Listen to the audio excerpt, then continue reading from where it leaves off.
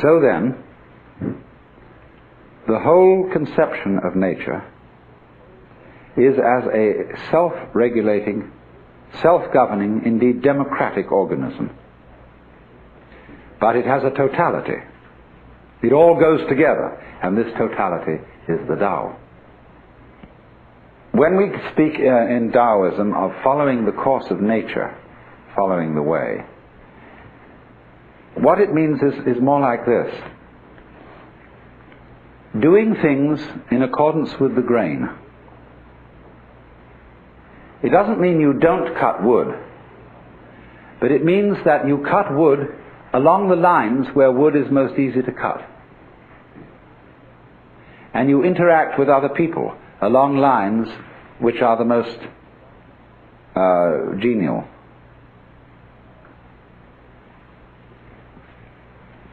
And this then is the great fundamental principle which is called Wu Wei.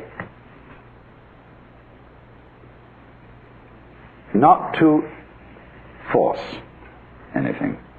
I think that's the best translation. It's often called not doing, not acting, not interfering, but not to force. Seems to me to hit the nail on the head. Like, don't ever force a lock, or you bend the key or break the lock. You jiggle until it revolves. So Wu Wei is always to act in accordance with the pattern of things as they exist.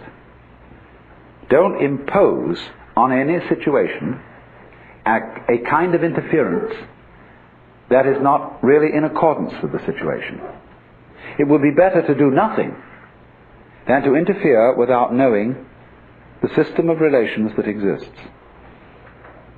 It's terribly important then to have this feeling of the interdependence of every form of life upon every other form of life. How we, for example, cultivate animals that we eat, and look after them and build them up and see that they breed in reasonable quantities. We don't do it too well, as a matter of fact, especially troubles are arising about supplies of fish in the ocean, all sorts of things. But you have to see that life, that the so-called conflict of various species with each other is not actually a competition.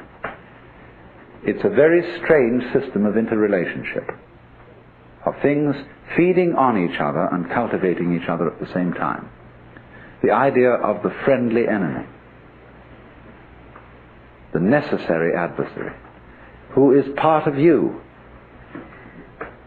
You have conflicts going on in your own body. All kinds of microorganisms are eating each other up. And if that wasn't happening, you wouldn't be healthy. So all those interrelationships, whether they appear to be friendly relationships as between bees and flowers, or conflicting relationships as between birds and worms, they are actually forms of cooperation. And that is mutual arising. You have to understand this as the basis, apply this, not forcing anything, and you get spontaneity. A life which is so of itself, which is natural, which is not forced, which is not unduly self-conscious. Now, another term that is important, although I'm not aware that this word occurs in Lao Tzu's book, it's found in greater use at a much later time in Chinese thought, in a philosophy that is called Neo-Confucian, and it's also used in Buddhism. But it is a very useful word for understanding the sort of order that all this constitutes. It's the word Li, and this means originally the markings in jade, or perhaps the grain in wood or the fiber in muscle. It is translated nowadays in most dictionaries as reason or principle. But this isn't a very good translation. Joseph Needham suggested that organic pattern was an ideal translation for this word. And so in the same way, the foam patterns, the rock patterns, the patterns of our vegetation are at once extraordinarily orderly, but they don't have an obvious order. Nobody can ever pin it down. That's what I'd like to say. You know that there is order there. There's something quite different from a mess, but there's no way of really getting it. Now, in order to be able to paint that sort of way, or to live that sort of way, or to deliver justice that way, if you were a judge, you have to have it innately. You have to have an essential sense of Li, and there's no way of prescribing it. This is the very devil for teachers, because you see all our universities and schools are trying to teach creativity. That's the great thing these days, you know. And you hear at the Esalen, all sorts of people are giving courses and workshops in creativity. Now, the trouble is this. If we found out a method whereby we could teach creativity, and everybody could just explain how it was done, it would no longer be of interest. What always is an essential element in the creative is the mysterious. And so, again and again in Taoist literature, you will find this character, Xuan, which means the deep, the dark. It's like the black in lacquer.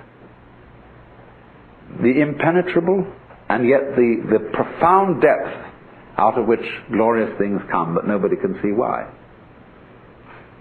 This very much goes together with Tao. When there's a place in the Lao Tzu book where he says that the spirit of the valley never dies. Well, the spirit of the valley, the deep ravine, is this. There's a poem which says that when the bird calls, the mountain becomes more mysterious. You imagine, for example, you're in a mountain valley and everything is very silent, and suddenly a crow squawks somewhere. You don't know where that crow is, and that little sound emphasizes the silence. Silence becomes deeper and deeper. Well, this word is used for the kind of mysteriousness which that bird's call creates.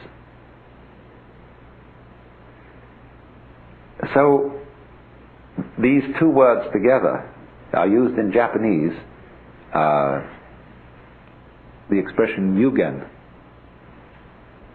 And yugen is a quality which the poet Soami, who was a great artist of the No plays, said, yugen is to watch wild geese flying and be hidden in a cloud, to watch ships sailing in the distance and to disappear behind a far-off island, to wander on and on in a great forest without thought of return.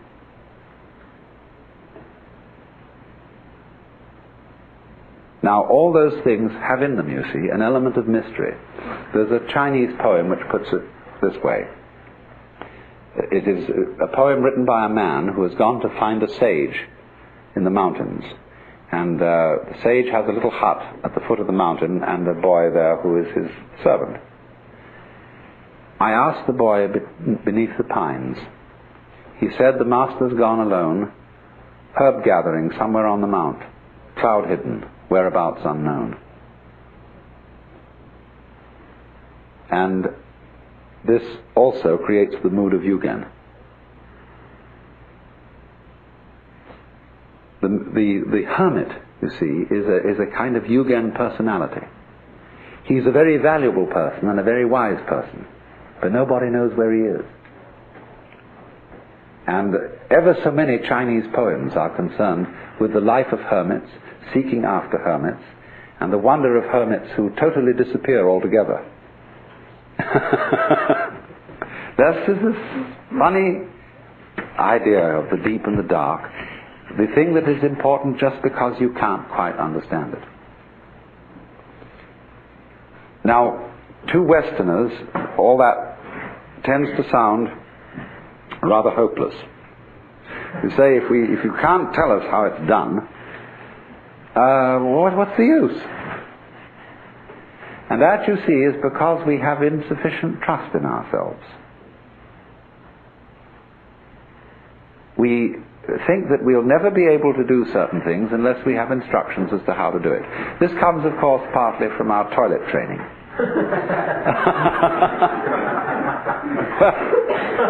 Mama gets anxious that it won't happen and starts making commandments about it. And then you have to have courses. And one of the funniest stories I heard was somebody was in a hotel in Europe, in England somewhere, and was going downstairs, and suddenly there was a room, where they have committee meeting rooms, and there were a whole chorus of people saying, "We haven't today, but we will tomorrow. We haven't today, but we will tomorrow." I said, "What on earth is that?" Oh, somebody said, "That is Dr. Coué's constipation class."